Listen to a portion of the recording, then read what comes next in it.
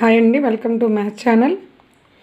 Already మీ previous questions చెప్తూ ఉన్నాను నేను. కాంపిటేటివ్ ఎగ్జామ్స్ క్వశ్చన్స్ మ్యాథ్స్కి ఏముందని నెంబర్స్ మాస్తే ఇంకో క్వశ్చన్ అయిపోతుందో తెలిసిందే, కానీ ముందు కాన్సెప్ట్ అర్థం చేసుకొని ఆన్సర్ చేయాలి. ఇక్కడ చూడండి, రిలేషన్ ఏమి ఇచ్చారు. If 3a = 4b = 6c then a is to b is to c how much. ఇక్కడ ఆప్షన్స్ ఆర్ గివెన్ హియర్. ఇప్పుడు దీన్ని ఎలా సాల్వ్ చేయాలి మీకు ఆల్రెడీ ఐడియా ఉండే ఉంటుంది. రాని వాళ్ళు చూడండి, వచ్చిన వాళ్ళు పాస్ చేయండి.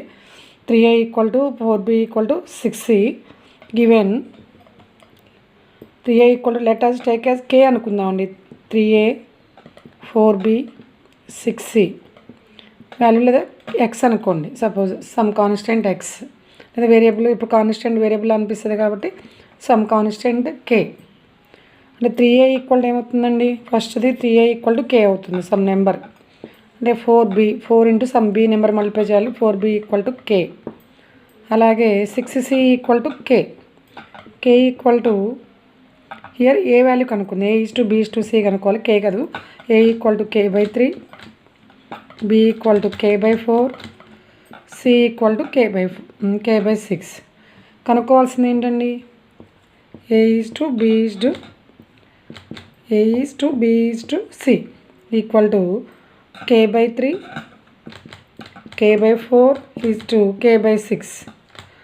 k క్యాన్సిల్ అంటే 1/3 1/4 1/6 అనమాట హియర్. అప్పుడు 3 4 6కి కామన్ ఫ్యాక్టర్ ఏంటి.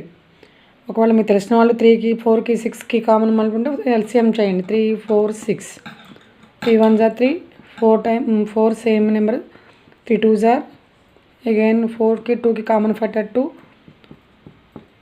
అంటే 3 2s are 6 6 2s are 12.